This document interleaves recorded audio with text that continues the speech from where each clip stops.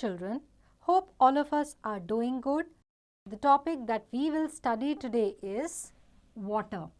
And the things we will learn are sources of water, clean water, saving water, water changes its form, and the water cycle.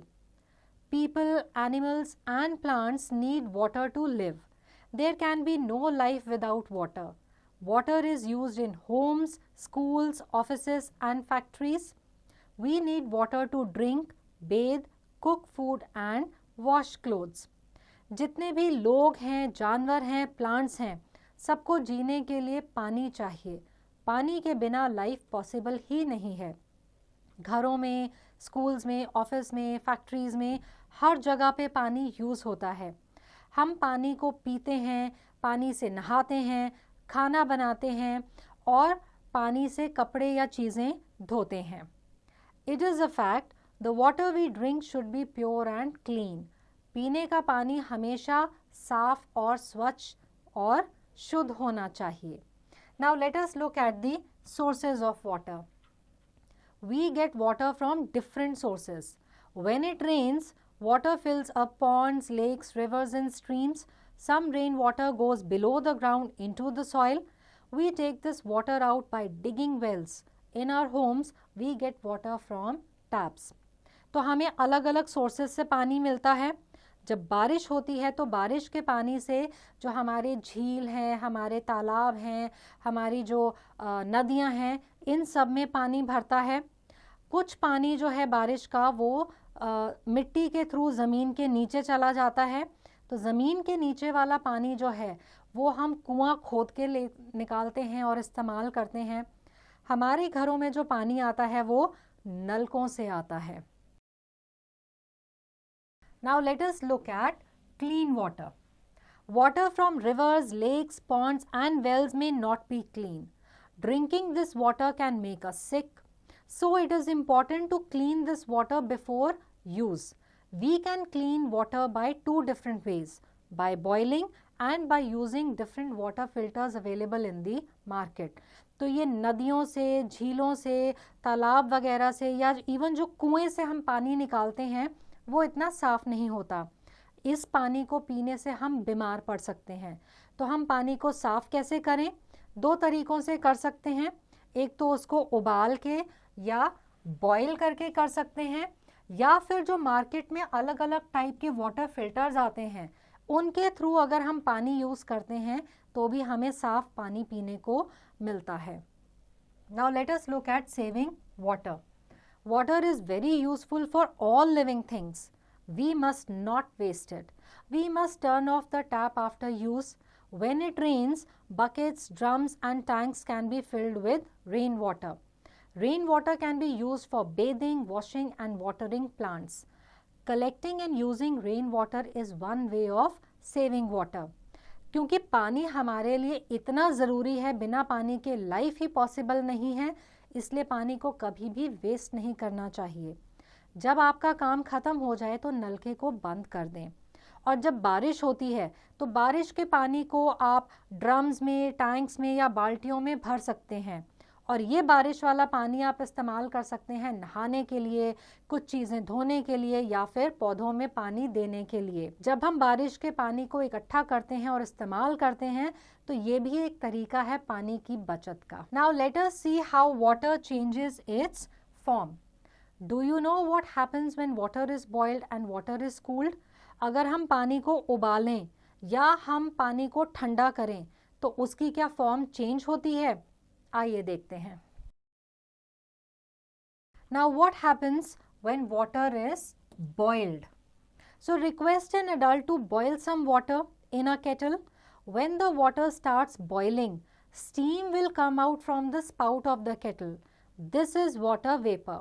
Now hold a steel plate in front of the spout. You will see small drops of water on the plate. The hot steam cools down on touching the cold plate and changes into drops of water. तो ये जो activity है ये आप किसी बड़े की मदद से करें. इस केटल में आप पानी लेके उसको बॉईल करें. अब बॉईल करने से क्या होगा कि जो अंदर का पानी है वो वाटर वेपर यानी कि स्टीम या भाप में कन्वर्ट होगा और इस केटल के मुंह से बाहर आएगा। अब आप क्या करें कि इस केटल के मुंह के सामने एक स्टील की प्लेट ऐसे पकड़ लें। तो क्या होगा कि ये जो स्टीम निकल रही है ये जब इस मेटल प्लेट से टकराएगी जो कि थोड़ी ठंडी है, तो ये स्टीम वापस से पानी के ड्रॉप्स में बदल जाएगी और ये पानी के ड्रॉप्स जो हैं तब नीचे रखे ग्लास में आ जाएंगे। तो हमने क्या देखा कि जब पानी को गर्म करा तो जो लिक्विड पानी था वो स्टीम में कन्वर्ट होके बाहर निकला और यही स्टीम को जब थोड़ी सी ठंडक मिली तो ये वापस पानी के ड्रॉप्स में कन्वर्ट होके इस ग्लास में गिरी। तो हुआ क्या कि पानी ने अपना फॉर्म चेंज करा।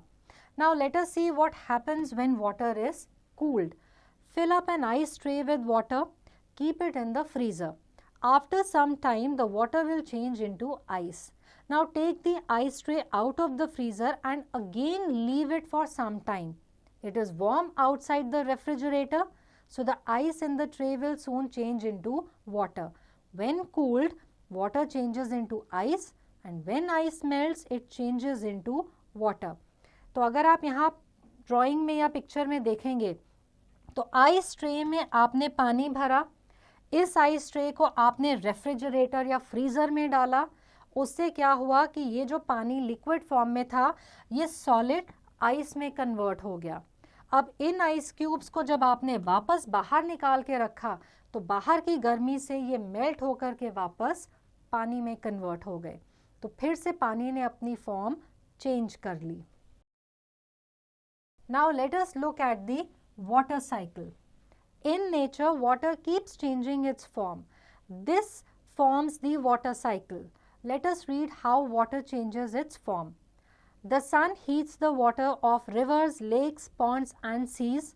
This heat changes water into water vapor. Water vapor rises up in the air. High up where it is cool, water vapor turns into tiny drops of water. These drops of water form clouds. In the clouds, the tiny drops of water join together to form large drops. These large drops are heavy and they fall on earth as rain. Rainwater flows back into the rivers, lakes, ponds and seas. This water gets heated up by the sun. It again goes up into the air to form clouds. This way the water cycle goes on in nature. तो जैसे कि आप इस picture या diagram में भी देख सकते हैं, जो भी हमारे नदियों में, पॉन्ड्स में, झीलों में जो पानी होता है ये सूरज की गर्मी से इवेपोरेट होके ऊपर स्टीम की तरह चलता है। ये स्टीम जो है ऊपर की तरफ राइज करती है। ऊपर जाके ये जो स्टीम है क्योंकि ऊपर ठंडक होती है तो ये वापस से पानी की बूंदों में कन्वर्ट होती है। ये पानी की बूंदें जो हैं क्लाउड्स फॉर्म करती हैं। क्लाउड्स के अंदर ये जो छोटी छोटी पानी की बूंदें हैं ये आपस में जुड़ के बड़ी बूंदें बनती हैं। जब इनका वेट बहुत ज़्यादा हो जाता है तो ये वापस से बारिश के फॉर्म में नीचे गिरती हैं। अब ये जो बारिश का पानी है ये वापस से नदियों में, समुद्र में या जो हमारी झील वगैरह है वहाँ पे वापस जाता है।